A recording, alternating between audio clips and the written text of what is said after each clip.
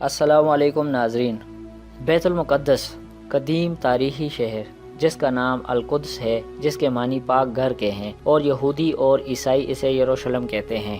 دنیا میں اس کی عزت و تکریم ہے، اور جو مسلمانوں، یہودیوں اور عیسائیوں کے لیے یکساں باعث عزت و احترام ہے۔ یہاں حضرت سلیمان علیہ السلام کا مزار، تخت داؤد اور حضرت عیسیٰ علیہ السلام کی تبلیغی کاوشوں کے نشان ملتے ہیں۔ اکثر انبیاء اسی شہر میں مبعوث ہوئے، جنہوں نے بنی نوع انسان کو بھلائی اور نیکی کے راستے دکھائے۔ یہ مقدس شہر کئی بار اجڑا، اس کی گلیوں میں خون کی ندیاں بہہ نکلی اور پھر اسی تابانی سے آباد ہوا۔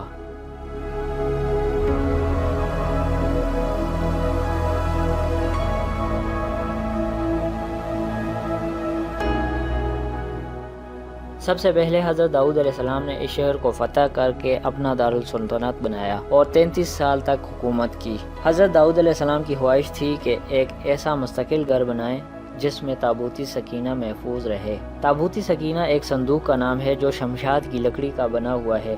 اس صندوق میں حضرت موسیٰ علیہ السلام کا عصا اور ان کی جوتیاں، حضرت ہارون علیہ السلام کا عمامہ، حضرت سلیمان علیہ السلام کی انگوٹھی، تورات کی تختیوں کے چند ٹکڑے، کچھ من و سلوہ اور دیگر انبیاء کی کچھ نشانیاں موجود ہیں۔ حضرت داؤد علیہ السلام کی وفات کے بعد ان کے بیٹے حضرت سلیمان علیہ السلام نے یہاں معبد تعمیر کیے۔ ان میں سے ایک معبد جسے ہیکل سلیمانی کہا جاتا ہے، اس ہیکل سلیمانی میں اس صندوق کو رکھا گیا اور رفتہ رفتہ یہ شہر مذہبی اور روحانی مرکز کی حیثیت اختیار کر گیا۔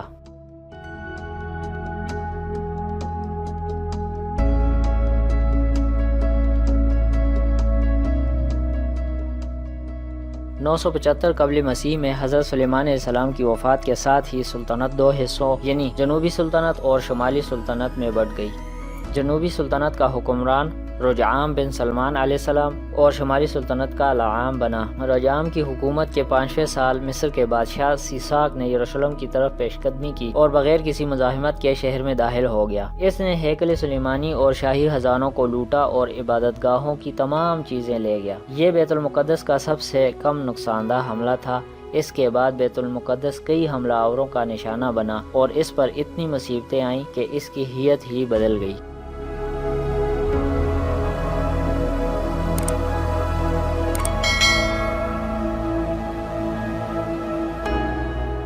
589 قبل مسیح میں بابل کے حکمران بخت نصر نے اس شہر کی اینٹ سے اینٹ بجا ڈالی۔ یہ یہودیوں کی پہلی قومی تباہی تھی۔ اس تباہی و بربادی میں نہ صرف ہیکل سلیمانی کا نشان مٹ گیا بلکہ دیگر صحائف کے ساتھ ساتھ تورات بھی غائب ہو گئی اور تابوت سکینہ ایسا غائب ہوا کہ آج تک اس کا سراغ نہیں لگایا جا سکا۔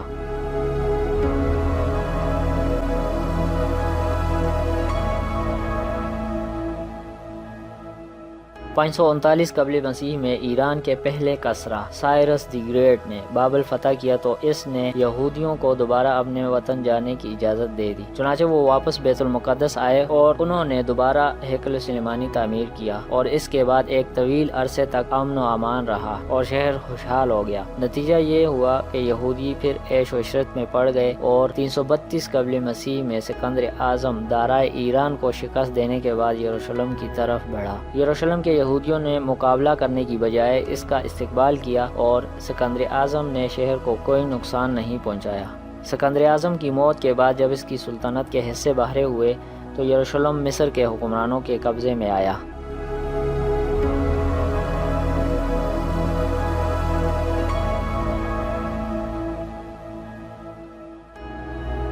ایک 170 قبل مسیح میں یونانی ہیڈرین نے اس شہر کو تباہ کیا، محلات جلا دیے اور عبادت گاہ کی تمام دولت لوٹ کر لے گیا اور لوگوں کو ان کے مذہب سے منحرف بھی کیا۔ یونانیوں کے اس ظلم و ستم کے نتیجے میں ان کے خلاف ایک منظم بغاوت ہوئی جسے مکابی تحریک کہا جاتا ہے۔ یہ تحریک کامیاب ہوئی اور ہیکل سلیمانی کی مرمت کو بحال کیا۔ 63 قبل مسیح میں رومی جنرل پومپائی نے ہیکل سلیمانی کو تباہ کر دیا۔ اس کے چند سال بعد ہیروڈ اعظم کے دور میں ہیکل سلیمانی کو از سر نو تعمیر کیا گیا۔ ہیروڈ اعظم کے عہد میں بیت المقدس نے دوبارہ حضرت سلیمان علیہ السلام کے عہد کی عظمت کو حاصل کر لیا۔ فرق صرف اتنا تھا کہ حضرت سلیمان علیہ السلام کے عہد میں یہ خالص عبرانی اور یہودی شہر تھا، جبکہ ہیروڈ اعظم کے دور میں یہ دوسرا روم بن گیا۔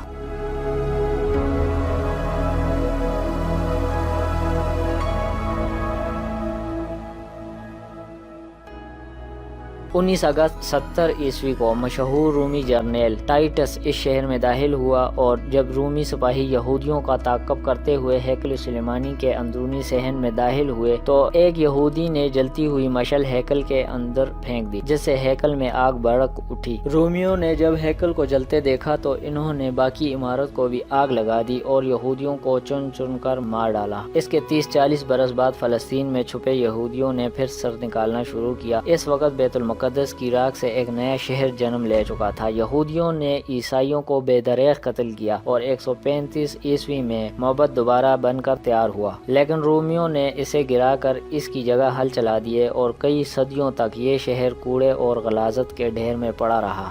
آخر کار 638 عیسوی میں مسلمانوں کے دوسرے خلیفہ حضرت عمر رضی اللہ عنہ نے رومن امپائر کو شکست دی اور اس مقدس شہر میں داخل ہوئے۔ آپ رضی اللہ عنہ نے بیت المقدس پہنچ کر فتح یابی کے بعد سب سے پہلے اس متبرک مقام کی تلاش شروع کی جہاں حضرت محمد صلی اللہ علیہ وآلہ وسلم براق پر سوار ہو کر معراج کی شب آسمانوں پر تشریف لے گئے تھے، اور وہ مقام آپ صلی اللہ علیہ وسلم نے خود حضرت عمر رضی اللہ عنہ کو بتایا تھا۔ اس مقام کو الصحرا کہا جاتا ہے، عربی میں اس کا مطلب چٹان ہے۔ یہودی راہب نے اس کو چھپانے کی بڑی کوشش کی، مگر سیدنا عمر رضی اللہ عنہ نے بالآخر اسے پا لیا۔ اس کے بعد آپ رضی اللہ عنہ نے اس پر ایک مسجد تعمیر کیے جانے کا حکم دیا۔ 29 ہجری میں عبد الملک نے اس مسجد کو از سر نو تعمیر کرایا اور یہی مسجد الاقصی کہلائی۔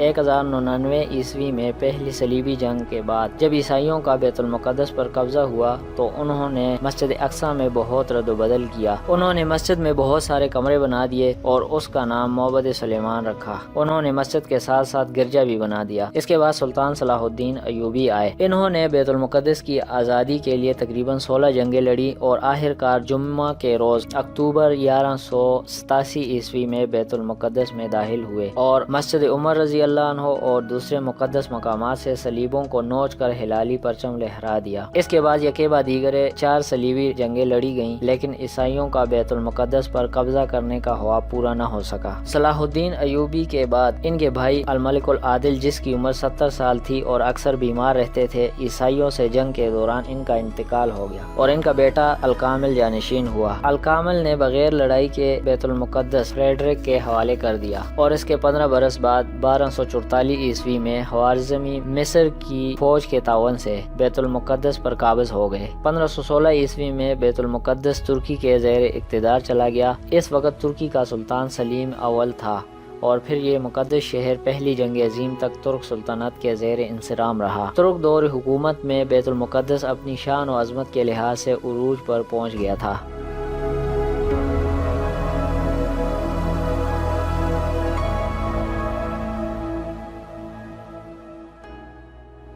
مشہور صہیونی لیڈر تھیوڈور ہرزل نے 1897 عیسوی میں صہیونی تحریک کا آغاز کیا اور وہ سرزمین فلسطین کو اسرائیلی ریاست بنانے کا ارادہ کر چکا تھا۔ طویل عرصے تک منصوبہ بندی اور سازشوں کا سلسلہ جاری رہا۔ ان سازشوں اور منصوبہ بندیوں میں یہودی تنظیم فری میسن اور وہ یہودی جنہوں نے ریاکارانہ طور پر اسلام قبول کیا تھا، اس کے علاوہ وہ مسلمان نوجوان بھی شامل تھے جو مغربی تعلیم کے زیر اثر آ کر ترکی کی قوم پرستی کے علمبردار بن گئے تھے۔ ان لوگوں نے ترک فوج میں اپنے اثرات پھیلائے ہوئے تھے۔ ہوا ایسا کہ سلطان عبدالحمید ثانی کے دور میں یہ منصوبہ بندی اور سازشیں بہت زیادہ پختہ ہو گئیں اور آخر کار 27 اپریل 1909 کو سلطان عبدالحمید ثانی کو معزول کر کے ہمیشہ کے لیے جلاوطن کر دیا گیا۔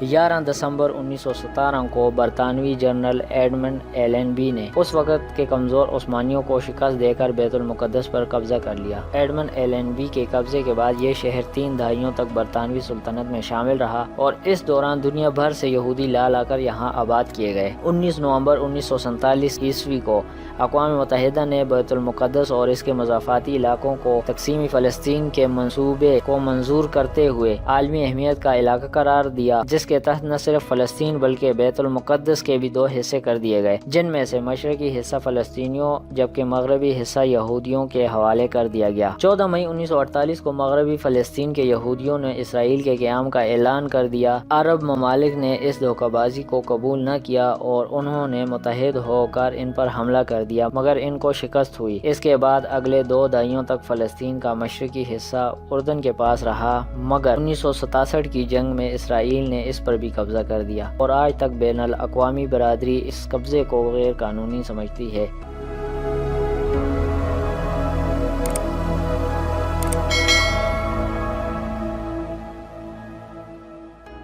اسرائیلی پارلیمان نے 1950 سے بیت المقدس کو اپنا دارالحکومت قرار دے رکھا ہے، لیکن دوسرے ممالک نے اقوام متحدہ کے احترام میں بیت المقدس کی بجائے تل اویو میں اپنے سفارتخانے تعمیر کر رکھے ہیں۔ عالمی دباؤ کے باوجود اسرائیل آئے روز فلسطین کی سرزمین ہڑپتا جا رہا ہے اور ہزاروں فلسطینیوں کو گھر سے بے دخل کیا جا رہا ہے۔